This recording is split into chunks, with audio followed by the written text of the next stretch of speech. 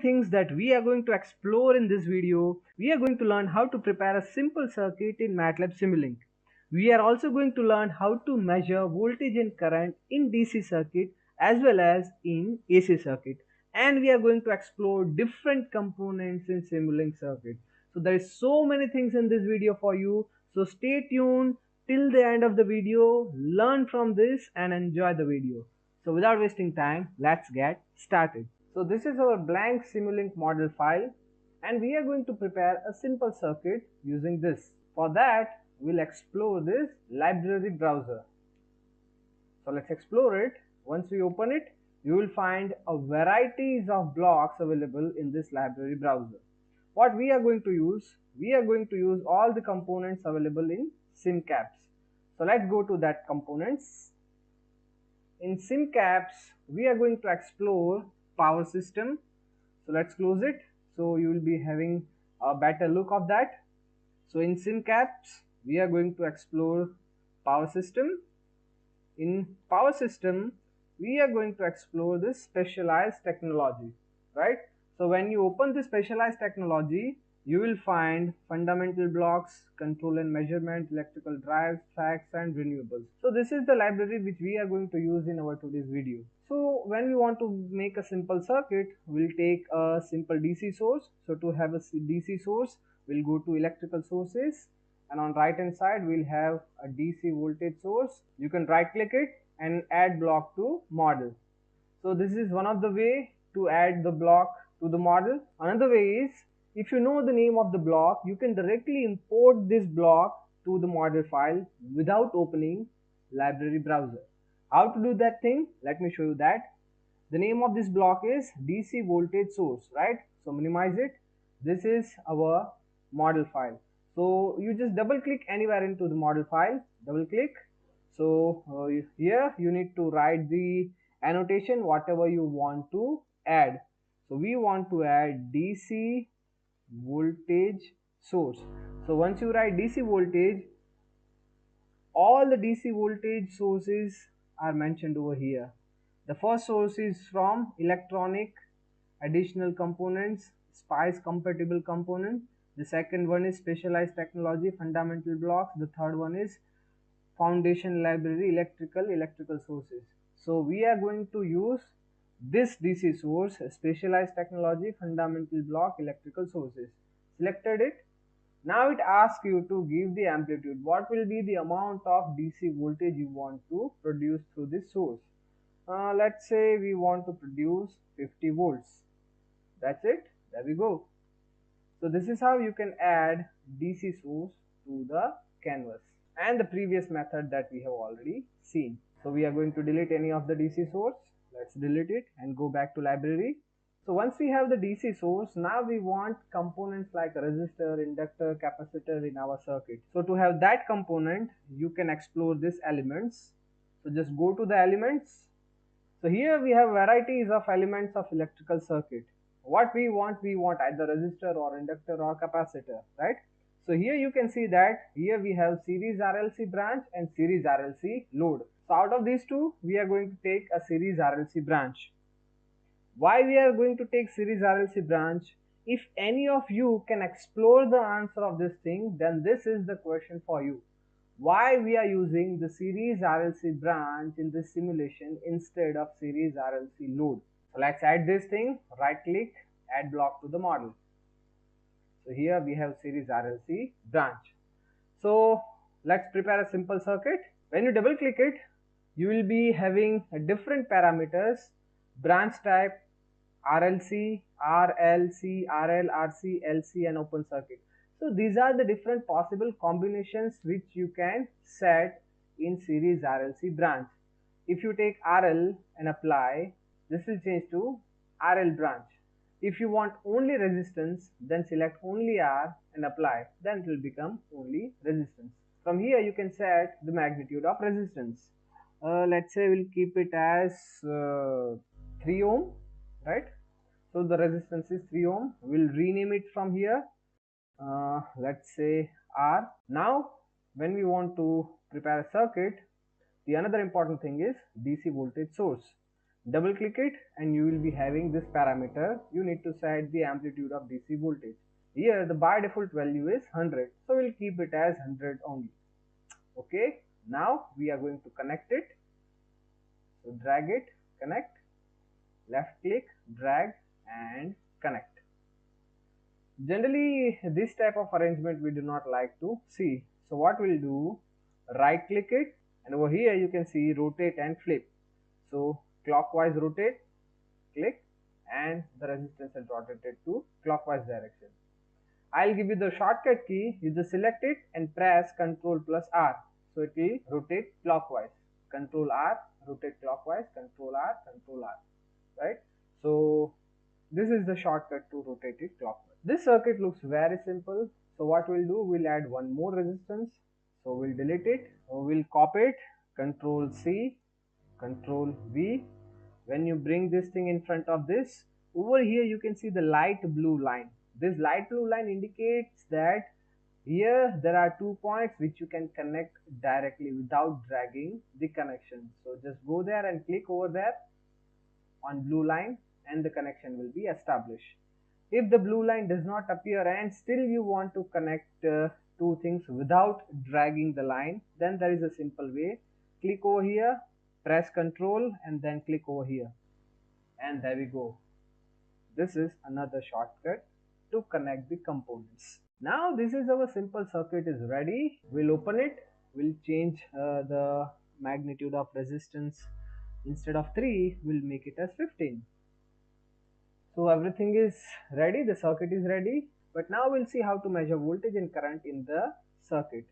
For that, we'll again go back to the library browser. Here you can see that there is a measurement tab. When you click the measurement tab, you will be having all these instruments. Current measurement, so right click it, add to block. Voltage measurement, right click it, add to block. So here we have voltage measurement and current measurement. So emitter we always connect in series, so we'll connect it as like this, and this line will delete. So we have connected this current measurement, and now we want to measure the voltage, right? So we'll just adjust this circuit a bit, right?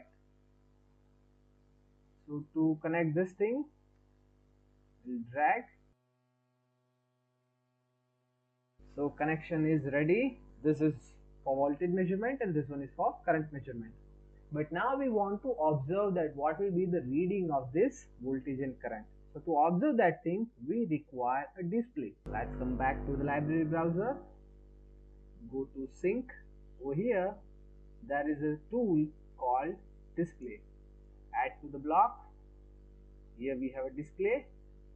Connect it, duplicate it, Ctrl C, Ctrl V. Bring it over here. Click on current measurement.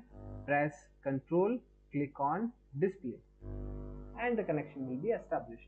Now the circuit is ready, but remember that whenever you are running simulation through SimCap's specialized technology, you need to add one more block that is known as Power GUI block. You can find that block directly from the library browser. Here there is a specialized technology. Click on fundamental blocks and there is Power GUI block, or else you can directly double click it and write Power GUI. Here is the block, right? And now let's run the simulation. So here we have the voltage 16.67 volts and the current is 5.56 ampere. This is one simple way to measure voltage and current. Now I'll show you even more simpler way to measure voltage and current. Let's go back to the library browser. Here go to the measurements.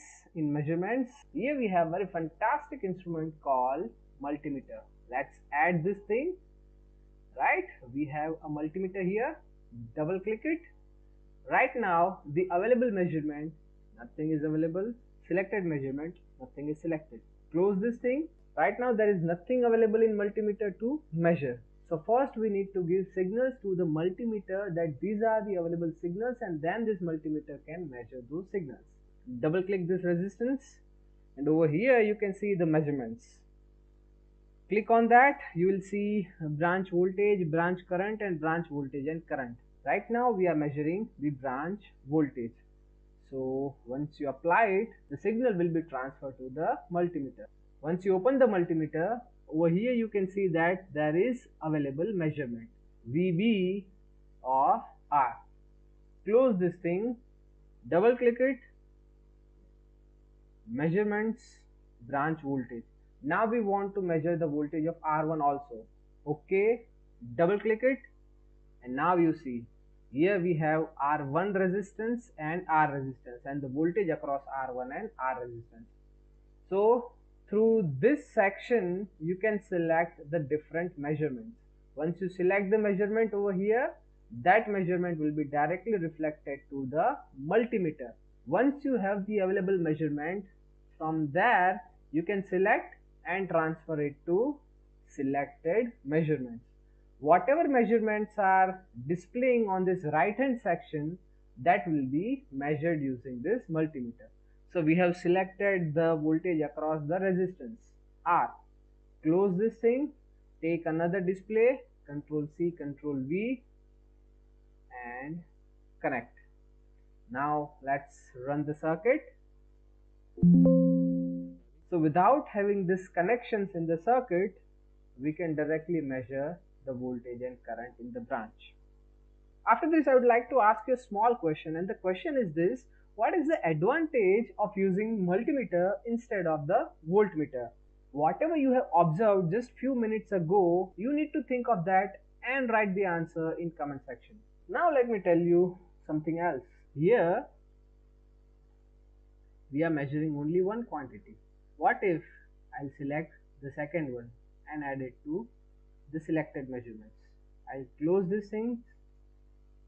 Now we have two quantities that we are measuring, and that number will be displayed on the display of multimeter. But here you can see that we are having only one display. We are measuring two readings. Now what will happen? So let's see. Run the simulation.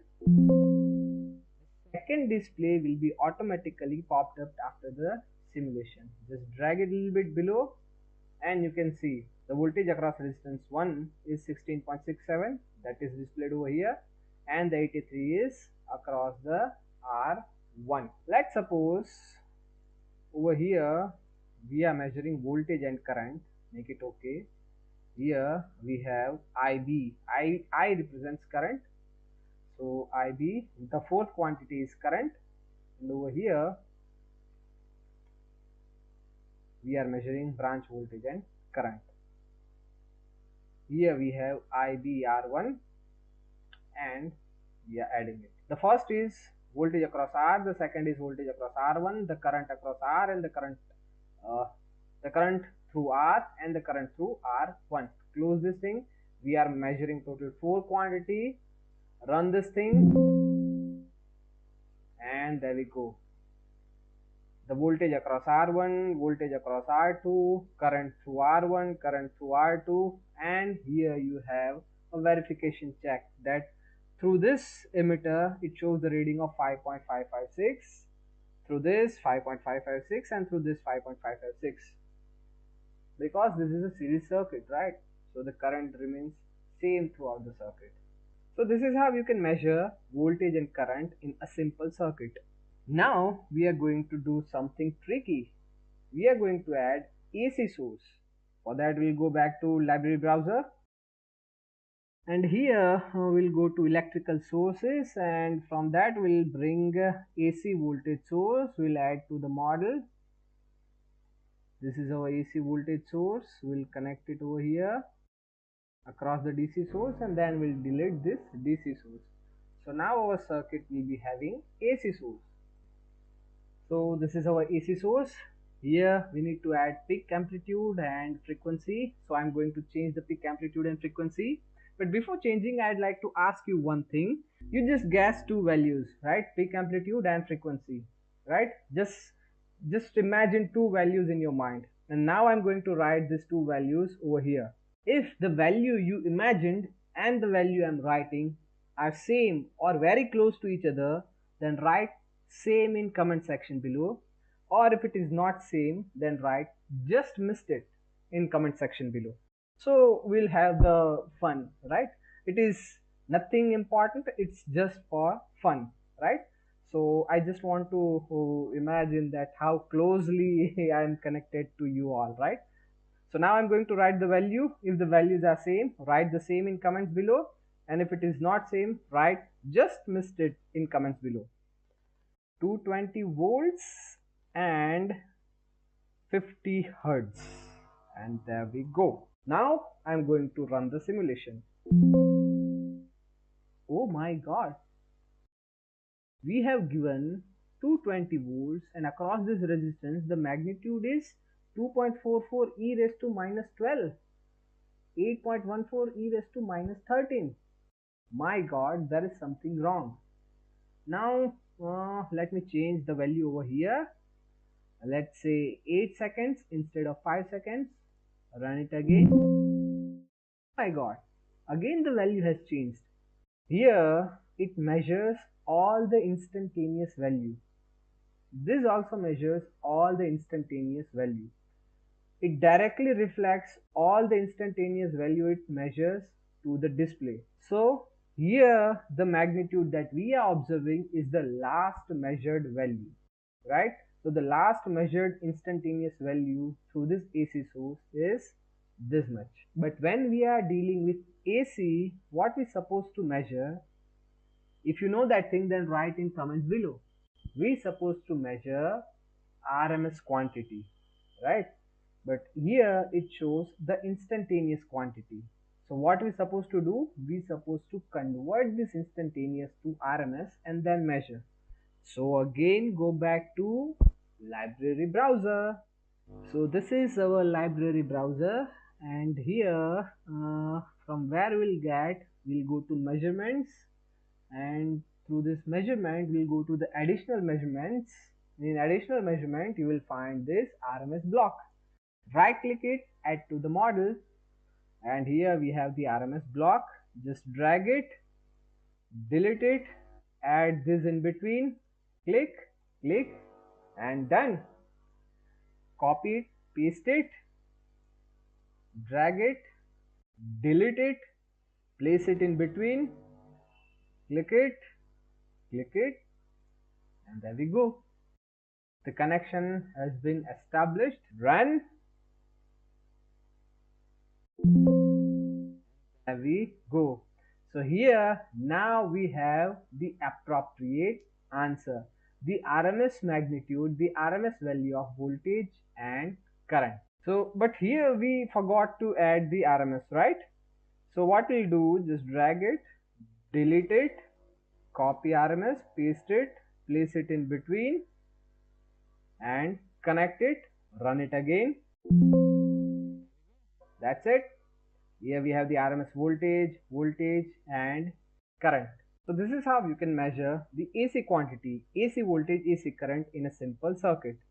Now one more interesting thing I want to show you, and that is when you double click this multimeter, over here you can find this small tiny important thing, plot selected measurement after simulation. Just click it and close it and run this thing. The graph window will pop up and it will show you the waveforms of all the quantity, voltage and current across the resistance and through the resistance. Expand it and zoom it, zoom it, zoom it, and zoom it. So you can even observe the waveform. There is one more way. If you want to observe the waveform, there is one more way. The more effective way is observe it through the scope. Let me show you that. This is our library browser. Go to the sync. In sync, there is another block is known as scope. Add that block. Here we have the scope, right? Drag it here, and now you will be able to see the instantaneous voltage, the pure sinusoidal voltage waveform of the voltage. Over here it shows the RMS of all the different quantities. So we'll double click it, and from here numbers of input will make it 2, So here we have two inputs. We have connected voltage and now we are connecting the current.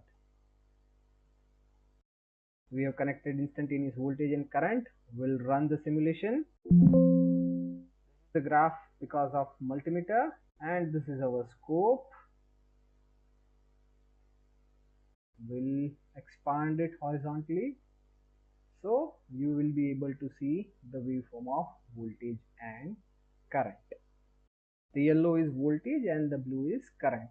You know friends, this scope is really a fantastic thing. Almost all the simulation, or I can say more than 90-95% of simulation contains this block within their model file.